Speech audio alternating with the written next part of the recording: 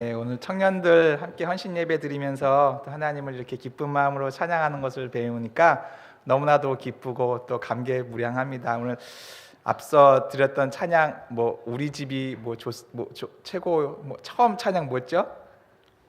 예, 가사 중에 찬양 가사 중에 우리 집이 최고라는 그런 게 있었던 것 같았는데 정말로 우리 집이 최고인 것 같습니다.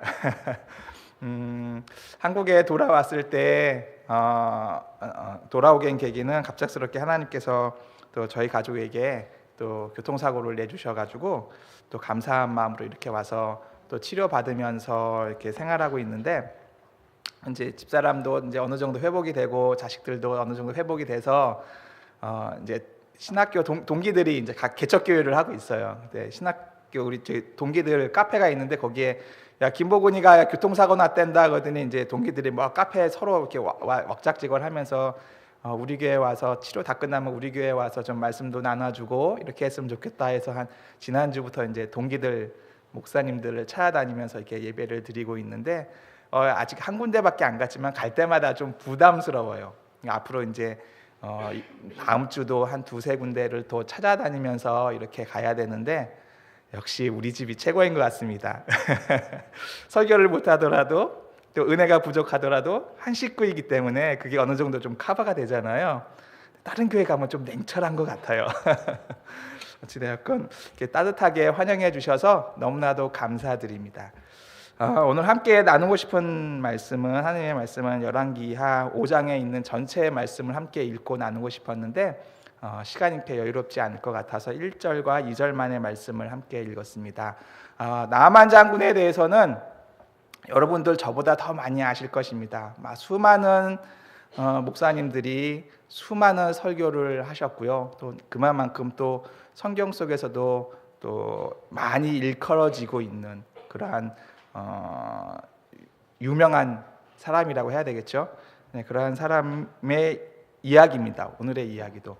근데 오늘 특별히 그 나아만 장군에 대해서만 살펴보지 않고 한 발자국 더 나아가서 2절에 있는 그 어린 소녀 하나를 함께 같이 살펴보려고 합니다.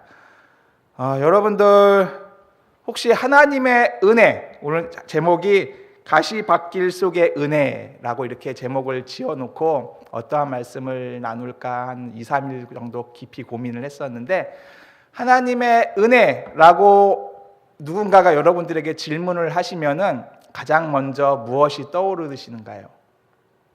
대부분의 사람들은 하나님의 은혜 하면 내가 은혜로 말미암아 건강하게 되었어, 은혜로 말미암아 부자가 되었어, 은혜로 말미암아 집 한 채를 샀는데 그게 갑자기 프리미엄에 붙어서 집 두 채가 되었어.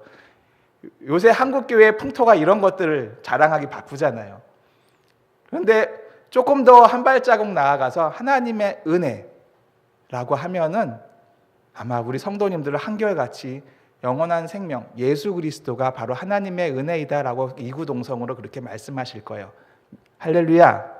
네. 믿습니까 이 말씀을? 네. 예, 우리 성도님 모두는 저 더운데 자켓 좀 벗어도 될까요? 예, 감사합니다. 한국에 오니까 제일 힘든 것 중에 하나가 히터 문화. 너무 더워요.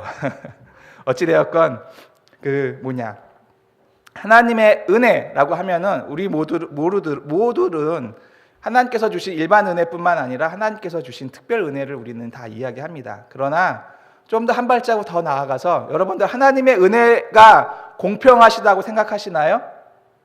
여러분들 삶 속에서 하나님의 은혜가 공평하시다고 생각하시나요? 또 믿으시나요? 와우, 많은 분들이 아멘 그리고 고개를 끄덕끄덕 이렇게 해주셨는데 정말 믿음이 대단하신 분 같아요. 강하신 분 같아요. 제가 생각하기에는 하나님의 은혜는 결코 공평하지 않은 것 같아요. 예수님께서 십자가에서 죽으실 때에 바로 옆에 강도 둘이 있었잖아요. 한 명은 저주를 하였고 한 명은 어떠하였나요? 주님, 저를 구원해 주십시오라고 말씀을 했을 때 주님께서 오늘 내가 나와 함께 있으리라 라고 바로 구원해 주셨습니다. 여러분들 여기 제일 장로님들 나이 드신 분 보니까 70세 넘어가신 분들도 제법 계시는데, 우리 제일 청년 유치부에 저쪽에 앉아 있는 친구들까지 해서 뭐 5살부터 70세까지 이렇게 골고루 분포되어 있는데요.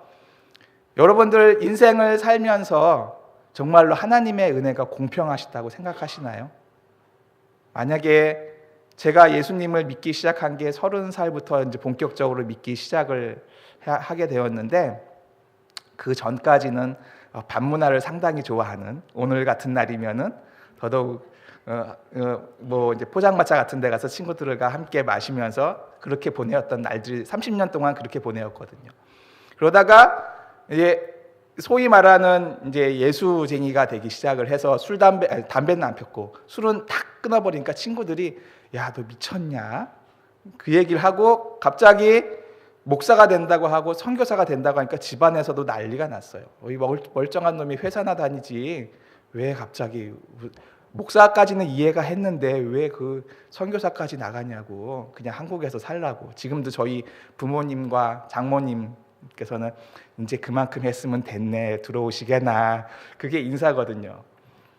근데 하여튼 뭐 그렇게 잘 살고 있었는데 갑자기 제 삶의 방향들이 다 버리게 되어버렸거든요. 이러한 삶들을 봤을 때 여러분들도 조금은 다르겠지만, 장로님들은 저보다 더 많은 삶을 이미 살으셨고 더 걸어가고 계시지만은, 제가 30년 동안 담배는 안 했어요. 자꾸 담배가 입에 붙는데 술을 마시고 그렇게 친구들과 밤 문화를 즐기는 것하고 오늘 예배를 드리는 거 객관적으로 봤을 때, 우리들은 예배가 드리는 게 좋습니다라고 이야기할지 모르겠지만 세상 사람들 눈에는 어떻게 보일까요? 그건 정신 나간 짓이죠.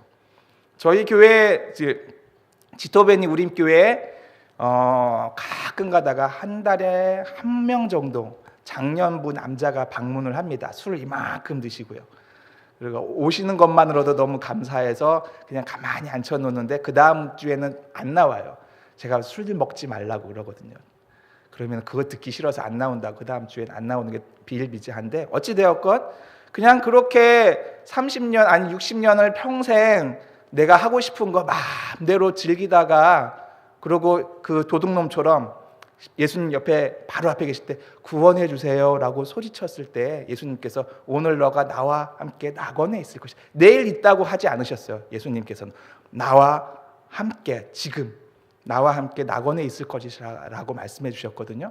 그러한 구원받는 게 더 좋지 않으시겠어요? 저는 솔직하게 말하면은 그러한 구원 받았으면 좋겠어요. 주일 예배 때 2박 3일 캠핑 다니고, 이번에 한국 와서 놀랬던 것 중에 하나가 캠핑 문화. 와, 차마다 루프렉 달고, 저도 남아공에서 그거 한번 이렇게 달고 한번 저 사막 한번 가가지고 한번 쉬어보고 놀다 오는 게 소원인데, 한국 문화는 와, 갑작스럽게 그런 것들이 쫙 보편화된 것 같아요. 차마다 그냥 SUV 차마다 캠핑카 쫙 걸어놓고 그러고 다니는 걸 종종 봤습니다. 굉장히 자주 봤어요. 그런 거 하고 실컷 즐기다가 마지막 날 주님 회개합니다. 잘못했습니다. 구원해 주세요. 그래서 어쨌거나 구원받아서 천국 가는 게 오히려 속 편하지 않으시겠어요? 내 자식들한테 야, 아빠가 돈을 이렇게 많이 벌었는데 주일까지 열심히 벌었는데 얼마 남지 않았어. 너한테 물려줄 텐데 헌금 내는 것보다는 너한테 물려주는 게 낫지 않겠냐? 아들한테 유서 딱 그렇게 쓰고 그 다음날 교회 와서 회개합니다. 그리고 천국 가는 게 낫지 않겠어요? 조금 더 멀리 나아가서 포도원 농부들 이야기 다들 아시잖아요. 아침 내내 아침부터 밤늦게까지 죽어라 하고 일한 놈도 한 달란트 받고, 잠깐 1시간 와서 일한 놈도 한 데나리온 받고, 그러고 나서 성경에서 말씀하시는 것은 주인 마음 아니겠냐, 왜 불평하느냐라고 말씀하시잖아요. 그러한 이야기들을 놓고, 그러한 말씀들을 놓고 봤을 때 제가 봤을 때는 은혜는 결코 공평하지 않은 것 같습니다. 우리 그리스도인들이 헌신해야 되고, 오늘 특히 청년부 같이 헌신 예배 드려야 되는데, 친구들하고 분명히 뭐 술자리는 아닐 거라도 약속이 있었을 거잖아요. 남자친구가 여자친구가 있는 친구들은 데이트도 하고 싶을 것이고, 그런 것들 다 내려놓고 교회에 와서 예배 앉아 있는 것, 주일날 예배 드리는 것만으로도 사람들로부터 지탄받을 일들이잖아요. 안 그런가요? 우리 장년분들은 아마 더 심할 거라고 생각이 듭니다. 그런데 그러한 유혹들 다 뿌리치고 금요 예배에 와서 예배 드리고, 주일 예배 또 예배 드리고, 또 순모임 있으면 순모임 한다고 또 예배 드리고, 목사님께서 성도님 그렇게 하시면 안 됩니다 그러면 네 순종하시면서 또 말씀 네 순종하시고, 얼마나 힘이 들어요. 안 그러신가요? 제가 봤을 때는 정말로 하나님의 은혜는 우리들한테는 불공평한 것 같아요. 그러나 오늘 여러분들 고백하셨다시피 전혀 불공평하지 않습니다. 공평합니다라고 말씀하신 것은 하나님의 은혜가 이미 여러분들 가운데 가득 차고 넘치기 때문이라고 믿고 확신합니다. 그 은혜가 없으면은 정말로 우리는 지금 헛짓하고 있는 것들이거든요. 세상에 이렇게 헛짓하고 있는 사람들이 전 세계 10억이라는 인구가 있는데 뭐하러 헛짓하고 있어요? 나머지 60억은 자기네 하고 싶은 거 다 알면서 구원을 바라고 있는데, 우리는 자기가 하고 싶은 거 절제해 가면서 하나님의 말씀대로, 예수님의 말씀대로 지키면서 살려고 하는데, 오늘 성경 말씀에 나오는 나아만 장군도 그러한 첫 번째 인물 중에 하나라고 저는 생각이 듭니다. 1절에 있는 말씀을 보니까 나아만은 그의 주인 앞에서 크고 존귀한 자니라고 말씀하였습니다. 하나님 앞이 아니라 그의 주인이면 아람 왕이겠죠. 아람 왕에서 크고 존귀한 자라라고 했어요. 군대 장관이면 오늘날로 치면 국방부 장관입니다. 국방부 장관이 되었으니 손에 뭐 없는 게 없겠죠. 모든 금은 보화가 다 있을 것이고, 국방부 장관이 이야기하는데 그 앞에서 싫습니다라고 이야기할 사람이 몇 명이나 되겠어요. 넘버 2가 되어 있는데.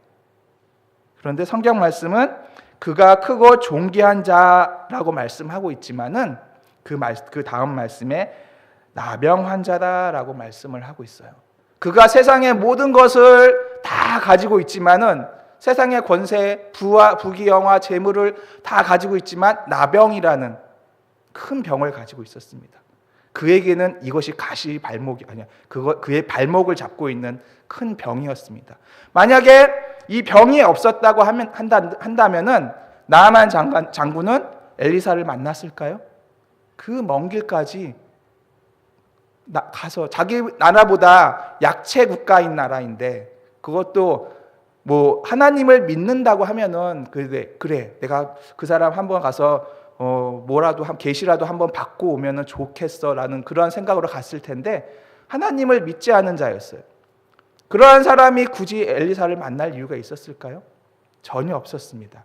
그런데 하나님께서는 엘리사를 만나게 하여 주시고 치유되는 그 역사를 보여주시는데, 그의 가시밭은, 그의 발목을 잡은 것은 바로 나병이었습니다. 그것이 없었으면은 나아만은 엘리사를 만나지 못하였고, 그리고 15절에 있는 말씀을 보니까 나아만이 모든 군대와 함께 하나님의 사람에게 돌아와서 그 앞에 서서 이르되 내가 이스라엘 외에는 온 천하에 신이 없는 줄 아나이다. 청컨대 온 천하에 신이 없는 줄 아나이다 라고 이야기하고 있어요.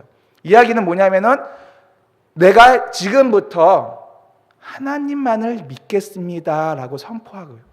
그리고 그 뒤에 있는 말씀들을 보면은 삶을 바꾸는 그러한 일들이 나타나게 됩니다. 그에게 나병이라는 그 질환이 없었다고 한다면은 나아만 장군은 결코 구원받지 못했을 사람입니다. 그리고 두 번째, 어린 소녀 하나를 또 살펴보려고 하는데요. 어린 소녀 하나를 2절에 있는 말씀을 보니까 이스라엘 땅에서 어린 소녀 하나를 사로잡음에 이렇게 나왔어요. 이 얘기는 뭐냐면은 결국엔 이 소녀는 지금 종이란 이야기죠. 이스라엘에서 잘 살고 있었던지 뭐 그런 것까지는 우리가 알 수 없지만은 어쨌거나 종으로서 끌려온 이상 더 이상 자유는 없었습니다. 종인데 자유롭게 살 수 있었을 거예요. 아무리 나아만 장군의 넘버 2의 그늘 아래에서 일을 한다고 한들 어쨌거나 신부는 종입니다. 자유롭지 못한 상태예요. 그런데 그 소녀가 나아만에게 나아가서 저쪽 이스라엘 땅에 가면은 유명한 선지자 하나가 있습니다. 그의 찾아가 보십시오. 그가 당신을 치유하여 주실 겁니다라고 이야기하고 있어요. 뭐 그 이야기는 여러분들 더 잘 아시니까 중간 생략하고, 이 소녀가 이런 이야기를 하기 전까지 그의 신앙은 어떠했을까요? 그의 신앙이 소위 말하면 개차반이었다고 하면은 그 여주인이 그 소녀의 귀를 말하는 이야기에 귀를 기울이고 있었을까요? 절대 안 그렇죠. 요셉이 그 종이 되어서 끌려갔을 때에 그의 생활이 정말로 풍기문란죄로 잡힐 정도로 문란하였다면은 아마 그를 데리고 있던 주인, 그를 데리고 있던 왕은 요셉을 총리로 세워놓지 않았을 거예요. 그가 오직 여호와 하나님만을 바라보겠습니다라고 고백하고 그의 삶을 여호와 하나님께 끝까지 내어드리니까 하나님께서 그를 끝까지 지켜주시고 그로 말미암아 이집트를 다스리는 그러한 총리까지 올라갔습니다. 요셉이 잘한 것이 아니었어요. 하나님께서 그렇게 지켜주셨고 요셉이 하나님을 신실하게 믿었기 때문에 가능한 거거든요. 마찬가지로 이름 모를 이 소녀도 동일한 거예요. 우리가 누군지는 모르겠지만은 그 소녀가 장군님, 이 병을 낫게 해줄 분은 오직 한 분밖에 없어요. 여호와 하나님밖에 없습니다. 이렇게 고백할 때까지 그의 삶이 여호와 하나님을 신뢰하지 않았다면 그 누구도 그 말에 귀 기울이지 않았을 것입니다. 그 소녀가 여호와 하나님만을 바라보면서 비록 종의 삶을 살고 있었지만은 하나님께 충성하는 자였기 때문에 여주인이 그 말씀을, 그 이야기를 귀다듬어 들었고 나아만 장군이 그 이야기를 귀다듬어서 나아갔던 것입니다. 나아만 장군이 결코 순종적인 삶을 살지 않아요. 5절에 있는 말씀을 보니까 나아만이 곧 떠날 새 은 10달란트와 금 6,000개와 의복 10벌을 가지고 간다라고 이렇게 말씀하고 계셔요. 이 이야기는 뭐냐면은 엘리사가 나를 낳게 해주면은 내가 이걸 줄 거야. 나의 치료비 대가로 이걸 줄 거야. 하나님의 의는 상관없어요. 하나님의 뜻은 계획은 전혀 상관없고 내가 이만큼 가지고 있으니까 나는 이걸 줄 수 있어. 준비해 간 거예요.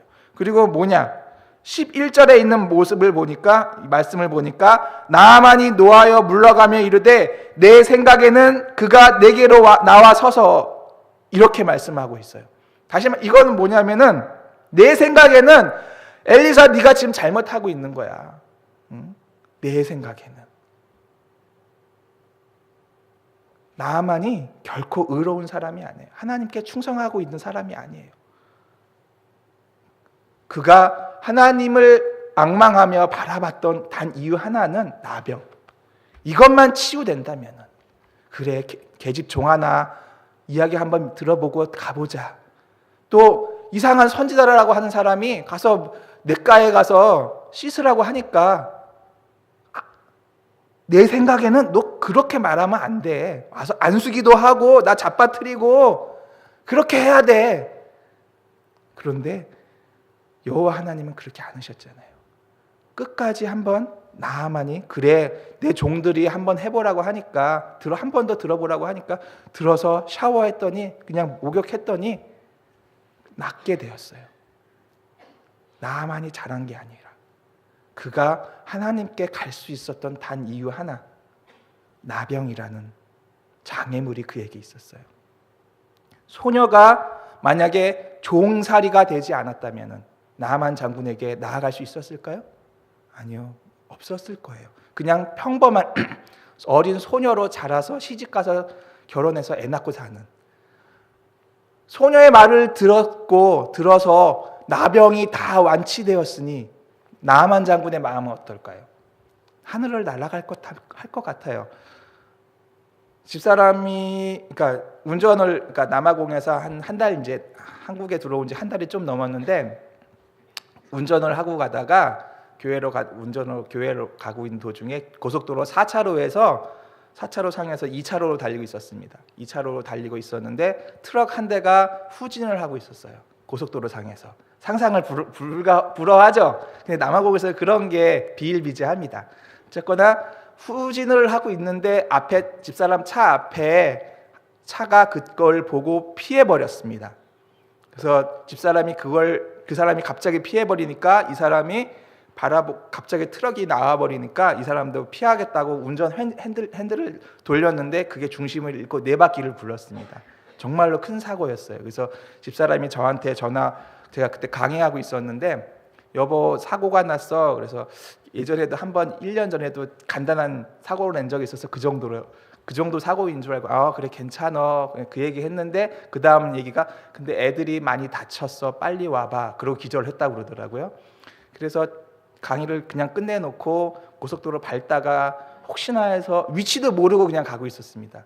근데 혹시나 이러고 이쪽을 봤는데 까만 차 하나가 저쪽에 서 있더라고요. 그래서 설마 그러고 갔는데 그 차가 맞더라고요. 저는 이제 고속도로 돌아서 이렇게 5분 가는 거리인데 그게 한 50년은 간 것 같은 그때 느낌이었는데 도착하고 나니까 완전히 아수라장이어가지고 집사람과 딸 3명이 타고 가고 있었는데 한 명은 최소한 천국 갔겠다라는 생각이 순간적으로 들더라고요. 차가 너무나 큰 사고여서. 그래서 도착하자마자 딸들하고 집사람이랑 흔들어서 의식은 있나 없나 막 살펴보고 막 그랬더니 다행히 의식은 있더라고요. 그래서 어찌되었건 남아공에서 치료하는 상황이 안 되어가지고 비행기를 타고 오는 것도 문제였지만 비행기를 타고 와서 한국에 도착하니까 이제 모든 근심 걱정은 50%가 싹 사라지고 여기서 죽어도 좋사오니 그 얘기가 나오더라고요. 한국에 도착하니까 마음이 그냥 훅 놓이더라고요. 근데 왜 갑자기 이 얘기가 나갔는지 어찌되었건 나병이 그렇게 고쳐졌으니 나만의 나병이 고쳐졌으니 이거보다 더 좋은 일들이 어디 있겠습니까? 이 소녀에게 분명히 큰 금은 보화를 내렸을 거예요. 그가 다시 종로로 타였을까요? 저는 성경에는 기록하지 않고 있지만은 제 생각에는 더 이상 종로 노릇은 안 했을 것 같아요. 그냥 편하게 먹고 살 수 있을 정도까지 지원해주지 않았을까 하는 생각이 들거든요. 어찌되었건 어린 소녀가 종의 신분이 바뀌었는지 안 바뀌었는지는 모르겠지만 그의 발목을 잡고 있었던 것은 바로 종이라는 타이틀이었어요. 이 두 가지가 아니었으면은 열왕기하 5장에 있는 말씀은 오늘날 기록되지 않았을 것입니다. 그렇죠? 제가 봤을 땐 그래요. 그러나 이 5장이 기록된 이유는 나아만 장군에게 나병이라는 그런 타이틀이 있었고 어린 소녀는 종이라는 타이틀이 있었습니다. 그것이 바로 그들에게 닥쳐져 있는 그들을 잡고 있는 가시밭길이었습니다. 그러나 하나님께서는 그 가운데서도 역사하시고 1절에 있는 말씀을 보니까 여호와께서 전에 그에게 아람을 구원하게 하셨음이라는 말씀이 나옵니다. 이야기는 뭐냐면은 하나님께서는 우리 그리스도인들에게만 믿는 자에게만 성도들에게만 역사하시는 것이 아니라 때로는 믿지 않는 자들에게도 역사하고 계신다는 얘기예요. 결국에는 하나님의 손을 이 세상 사람 어느 누구도 떠나지 못한다는 것입니다. 그 사람이 믿는 자이든 믿지 않는 자이든.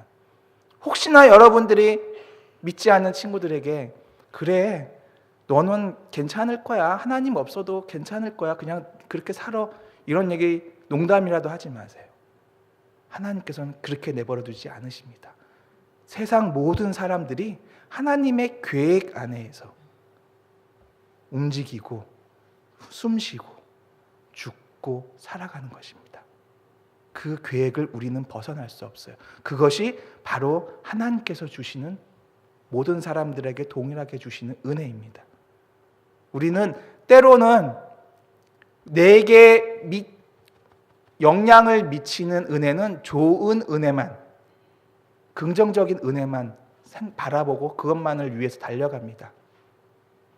그러나 하나님은 때로는 나에게 더 큰 은혜를 베푸시기 위해서 가시밭길을 걸어가는 그러한 험난을, 고난을 우리들에게 선물로 주십니다. 특별히 우리 청년부 여러분들, 20살, 30살 한참 이제 무엇인가를 하고 싶을 나이에 여러분들 발목을 잡고 있는 게 있지 않으신가요?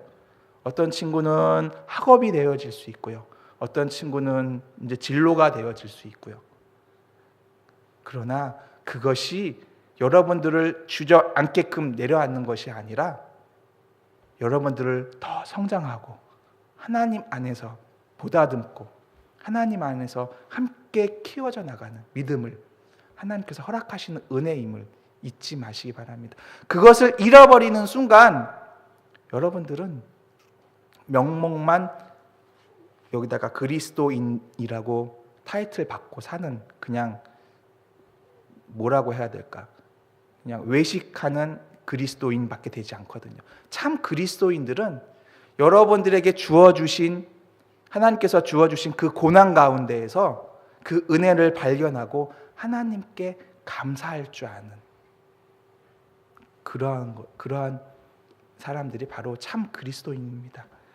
고린도후서 4장 15절에 있는 말씀을 보면은, 이는 모든 것이 너희를 위함이니 많은 사람의 감사로 말미암아 은혜가 더하여 넘쳐서 하나님께 영광을 돌리게 하려 함이라라는 라는 말씀이 나옵니다. 모든 것이 너희를 위함이니라고 하였어요. 여러분들이 좋은 꽃밭을 가더라도 그것도 하나님의 은혜이며, 여러분들이 험난한 가시밭길을 간다 하더라도 그것이 하나님께서 쓰시는 귀한 은혜임을 잊지 마시기 바랍니다. 사고가 나고, 교통사고가 나서 병원에 후송을 하고 하루 동안 거의 12시간 동안 치료를 받고 병원에서 병원비가 없다고 해서 쫓겨났거든요. 그래서 그 다음 날 불이 나게 비행기 티켓을 타고 끊어가지고 한국으로 오게 됐는데, 병원에서 쫓겨날 때가 밤 11시 반이었습니다. 11시 반에 쫓겨나는데 큰 애가 저한테 딱 한마디 하더라고요. 아빠, 왜? 그랬더니 너무 감사해요. 딱 그래. 왜? 이렇게 많이 다쳤는데 뭐가 감사해? 걸을 수는 있잖아요.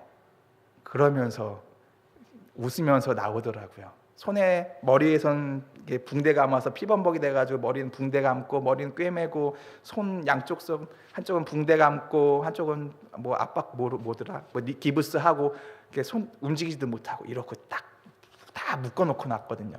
손은 뭐 밥도 못 먹고 이렇게 다 맘먹게 해놨는데 11시 반에 나오면서 아빠 감사해요. 하나님께 감사해요. 걸을 수 있게 해주셔서 감사해요. 그 말을 탁 하더라고요.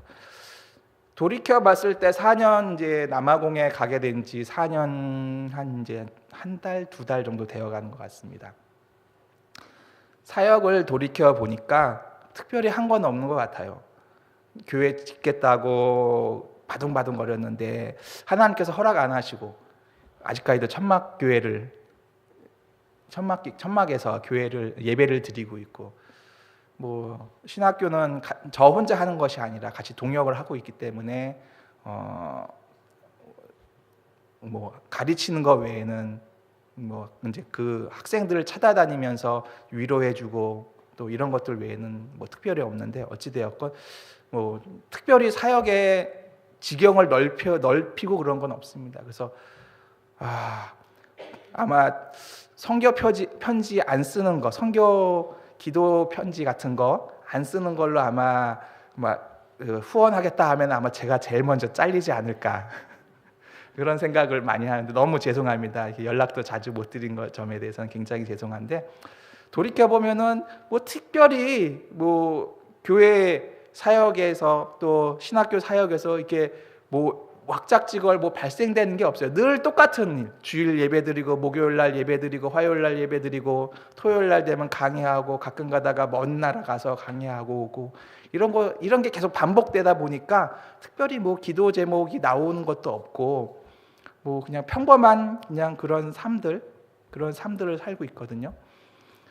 그래서 좀 저도 그냥 성교 편지 거창하게 오늘은 뭐 10명을 구원했습니다. 오늘은 뭐 안진뱅이를 좀 일으켰습니다. 이런 것도 하고 싶은데 도통 그런 거는 영 멀어가지고 맨날 교회 저희 지토베니 우림교회 오신 여러분들 아시겠지만 꼬맹이들만 바글바글하고 말도 안 통하는 꼬맹이들만 바글바글하고 그러는데 어찌되었건 뭐 그렇게 선교 사역으로만 만약에 평가를 받는다고 하면은 아마 저는 낙점인 선교사인 게 분명한 것 같아요.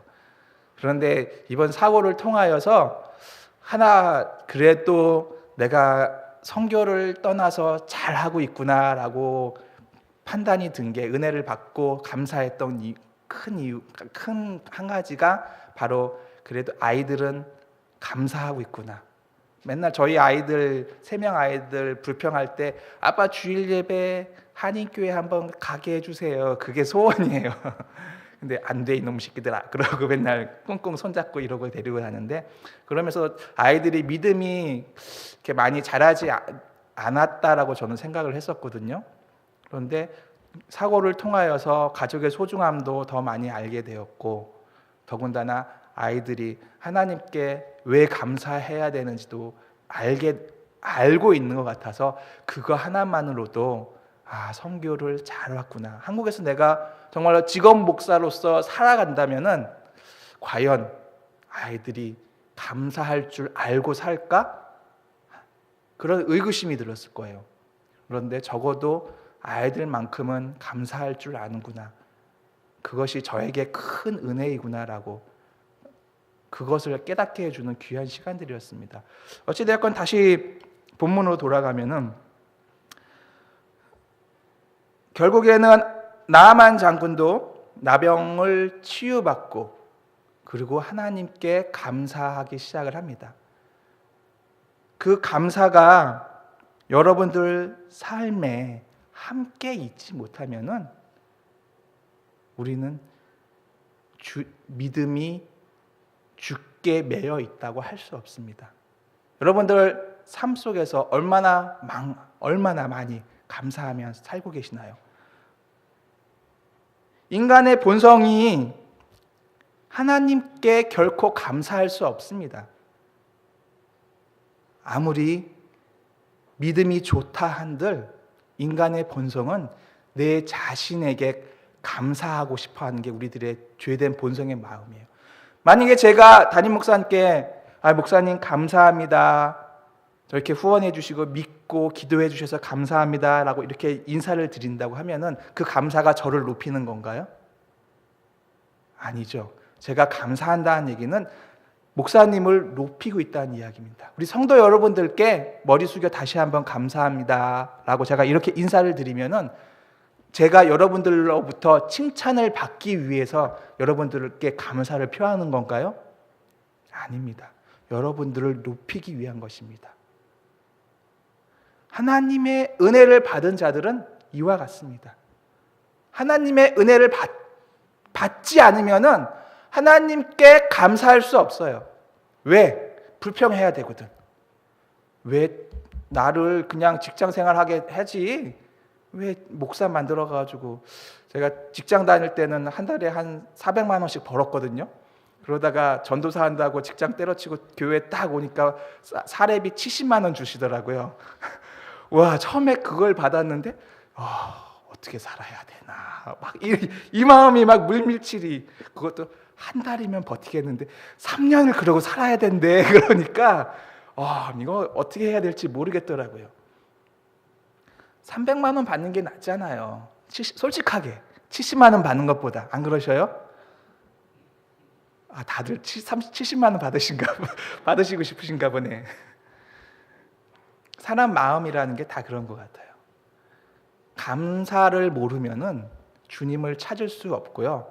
주님께서 내게 허락하신 은혜가 왜 이 모양 이 꼴인 것밖에 안 되나요? 불평할 수밖에 없어요. 하나님을 원망할 수밖에 없고. 그러나 그 가시밭길 안에서도 여러분들이 하나님께 매달리고 하나님께서 주신 그 자그마한 은혜만으로도 내가 하나님을 찬양하고 감사할 줄 안다면은 그것이 바로 하나님께 영광을 드리는 첫 번째 길임을 잊지 마시기 바랍니다. 거창하게 하나님께 영광을 드린다, 사업을 해서 뭐 부자가 떼부자가 되어가지고 하나님께 헌금 드려서 우리 서울우린교회 명동 한복판에 그냥 100평짜리 건물 딱 이게 하나님께 영광이 아니라, 비록 우리 교회가 지하실 방에 이렇게 처박혀 있지만은, 본당이 지하실 바닥에 처박혀 있지만은 이것만으로도 감사하고 교회가 연합되어지게 할 수 있게, 그리고 교회가 한 마음으로 하나님께 찬양 드릴 수 있는 것, 그거 하나만으로도 우리는 충분히 할 수 있고, 우리 청년 여러분들 특히 내 어떤 상황에 내가 지금 뭐 취업이 안 됐을지라도, 내가 월급이 삼성을 못 다녀서 100만 원밖에 못 받을지라도 하나님께서는 여러분들을 지금 사용하고 계시는 거거든요. 그것에 감사하기 시작하면은 여러분들의 삶은 변하기 시작합니다. 왜? 지금 이곳에서 하나님과 함께 동행하고 있기 때문에. 제가 저희 지토베니 우림교회 형제들에게 늘 이야기하는 게 딱 하나 있습니다. 천국이 어디에 있느냐? 그러면은 우리 형제들은 하늘이요 다 이러고 이야기합니다. 그거 3년째 이야기하니까 이제 좀 바뀐 게 뭐냐면은 이곳이 천국입니다 라고 이야기해요. 왜? 천국에 예수님이 안 계시고 여러분만 계신다면 그곳이 천국인가요? 그것은 지옥입니다. 또 다른 경쟁을 낳을 겁니다. 그곳에서 아파트 15층짜리 살려고 노력하실 거예요. 금반지 10돈짜리 하시려고 다들 노력하실 거예요. 그러나 천국이 왜 천국이 되나요? 바로 예수님이 그곳에 계시기 때문에. 그렇기 때문에 그곳이 천국이거든요. 왜 교회가 천국의 모범이 되나요? 모형이 되나요? 왜?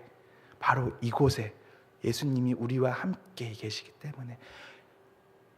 더불어 나아가서 여러분 삶이 바로 천국의 모형입니다. 여러분 가정이 천국의 모형입니다. 왜? 하나님께서 여러분과 함께 지금 동행하고 계시기 때문에. 그렇지 않으면 여러분들은 천국에 간들 천국이라고 이야기할 수 없어요. 그렇기 때문에 우리 청년 여러분들, 지금 삶의 모습이 비록 답답하고 가시밭길 가운데 걸어가고 있는 모습일 거라고 생각이 들더라도 좌절하지 마시고 감사하시면서 하나님께 한 발자국 또 한 발자국 나아가시기 바랍니다. 그러할 때 여러분들은 삶의 목적이 세워지게 되어 있고, 그로 말미암아 하나님의 영광을 이 땅에서 부요하게 드러낼 수 있는 겁니다. 그것을 절대 잊지 마시기 바랍니다. 서울우림교회 형제들이 8월 달에 7월 말에서 8월 초에 단기 선교팀이 오셨습니다. 26분이 오셨는데 너무너무 저희 가족들에게는 은혜가 되었고 너무 기쁨의 잔치 시간이었어요. 물론 육체적으로는 굉장히 피곤했었습니다. 왜 빨리 안 가시나, 육체적으로는. 그런데 정말로 저희 가족들은 회복이 되었어요. 그 마음때쯤에 남아공 이제 지겨워진다, 그 마음이 들기 시작을 했어요. 사역을 한다고 열심히 뛰어다니고 있는 것 같기도 한데 뭐 열매는 안 나오고, 계속 뭐 4년 동안 기도드렸는데 교회 건축은커녕 뭐 땅도 못 사서 지금 헤매고 있는 판에 좀 지치기 시작을 하더라고요. 우림교회 우리 가족들이 오셔가지고 그 지침을 회복시켜 주시더라고요, 하나님께서. 그리고 나서 저희 가족들뿐만 아니라 저희 교회에도 회복시켜 주시는 게, 교회 팀이 마을에서 전도를 했었거든요. 마을 사람이, 우리 자매분이 2명이 더 그 후로 출석을 하게 되었습니다. 그래서 저희 교회가 작년부는 주로 외국인 노동자들이고 다 남아공의 그 마을에 사는 어린이들로 이렇게 구성이 되어 있는데, 그래서 작년부가 그 농장 식구들 제외해 놓고 작년부가 집주인 딱 1명만 남아공 그 마을의 주민이었거든요. 그런데 우리 우림교회 성도님, 우림교회 가족이 함께 오셔서 전도해 주시고 함께 예비해 드려 주시고 그 후로 2명의 자매분이 더 출석을 하게 되었어요. 그게 우리 교회에서는 얼마나 큰 도전이 되었고 위로가 되었는지 모르겠어요. 그리고 한 명은 좀 날씨 안 좋으면은 안 나오시기도 하는데, 한 분이 비가 오나 눈이 오나 바람이 부나 정말로 주구장창 교회가 문만 열었다 하면 달려와서 앉아 계시는 분이 계셔요. 이름이 빌라 가스라는 자매인데 전혀 저하고는 이야기가 안 통합니다. 저도 생존 영어를 이렇게 구사하고 있는데 고급 영어가 아니라 아마 박윤옥 집사님께서 오시면은 야 아마 이러고 가실 것 같은데 생존 영어를 하고 있거든요. 근데 그분은 생존 영어도 못 하시고 그냥 현지 말만 하셔요. 저희 둘이 만나면은요 그냥 헬로 하고 한 번씩 웃고 그리고 30분 동안 씩 웃다 가요. 서로 아무것도 안 하고 그 집사람이 중간에 막 이야기 이것저것 하는 게 전부 다인데, 그런데 그 양반이 진짜로 비가 오나 눈이 오나 교회 문만 열었다 하면은 오게 와서 예배 드리고 교회 청소도 자기가 도맡아서 하시고 그렇게 헌신을 하기 시작을 하더라고요. 하나님께서 주신, 저희 교회에게 주신, 우림교회를 통하여서 가족 단기선교팀을 통하여서 주신 큰 은혜이더라고요. 그리고 나서 교회 건축을 하기 위해서 땅을 막 알아보고 담임 목사님이랑 우리 또 교회 팀이랑 보고 간 땅을 위해서 열심히 기도했는데 하나님께서는 다른 쪽으로 또 열어주시더라고요. 그 걸어서 한 2분 거리 되는 거리에 장소에 땅을 이렇게 보여주셨는데, 이제 그 땅을 이제 매매하기 위해서 이야기하고 있는 도중에 저희가 이제 교통사고가 나서 이렇게 갑작스럽게 한국으로 들어왔고 그 주인한테는 나 올 때까지 좀 보류해 달라라고 이야기만 해놓고 왔거든요. 그런데 그것도 하나님의 은혜인 게 그 빌라가스라는 그 자매 집이 바로 건너편, 저희가 보고 왔던 새로 보고 있는 장소 빈 공터의 바로 건너편이 그 자매가 살고 있는 집이더라고요. 그것도 하나님의 은혜이구나라는 그 생각이 많이 들어요. 남아공은 제가 건물을 이렇게 세워놔도 제가 지키지 않고 다른 사람이 들어와서 살면은 제 소유이긴 하지만은 제가 소유권을 주장할 수 없거든요. 누군가가 반드시 지켜주고 있어야 되는 그런 현실이거든요. 그래서 만약에 여기다가 교회를 지으면은 어떻게 하는 게 좋을까 굉장히 고민을 많이 했고, 그래서 이걸 사면 안 되겠다 막 그런 마음들도 있었는데, 어느 날 갑자기 그 혜성과 같이 나타난 자매가 교회에 출석하고 신방을 하였더니 그 자매가 바로 새로 본 땅에 바로 앞집이에요. 바로 앞집에서 거주하고 있고, 이게 정말로 우연이 아니구나, 하나님께서 예비해 놓은 공간이구나라는 걸 확신하게 되더라고요. 4년 동안 그렇게 힘들게 했었지만은 하나님께서는 예비해 놓은 사람들이 따로 있었고 예비해 놓은 공간들이 따로 있었다는 것을 이번에 또다시 알게 되었는데, 결국에는 오늘 말씀들처럼 우리는 하나님의 계획 안에서 결코 떠날 수가 없거든요. 그 계획 안에서 어떠한 상황이 됐던 은혜를 우리 형제 자매들 반드시 찾으시고, 성령님으로부터 말미암아 감동 감화 받으신 분은 그 은혜를 발견할 수 있습니다. 성령님, 아무리 내가 은혜를 찾으려고 한들 성령님께서 허락하지 않으시면은 은혜를 찾을 수 없습니다. 우리 형제 자매들, 하나님의 주신 은혜, 청년부 형제 자매들, 하나님께서 주신 은혜를 반드시 한번 찾아보시고 생각해 보시고 기억해 내시기 바랍니다. 그러한 것들이 신앙의 성장을 한 발자국 더 한 발자국 나아오게 하고, 정말로 나의 삶의 목적이 무엇인지, 내가 왜 감사해야 되는지 바로 알게 될 것입니다. 그러할 때 한국 교회는 더욱 건강해지게 될 것이고, 하나님의 나라가 이 나라에 전 세계 곳곳에 든든하게 세워질 것임을 반드시 믿고 확신합니다. 기도하겠습니다. 하나님 아버지, 감사합니다. 부족한 종의 입술을 통하여서 하나님께서 역사하심을 함께 나누고 그 은혜를 증거하게 하여 주심에 감사드립니다. 하나님 아버지, 하나님께서 함께 하지 않으시면은 아무것도 할 수 없사옵나이다. 주님께서 하여 주시옵소서. 주님께서 보게 하여 주시옵소서. 주님만 믿고 따라가게 하여 주시옵소서. 예수님의 이름으로 감사히 기도드렸습니다. 아멘.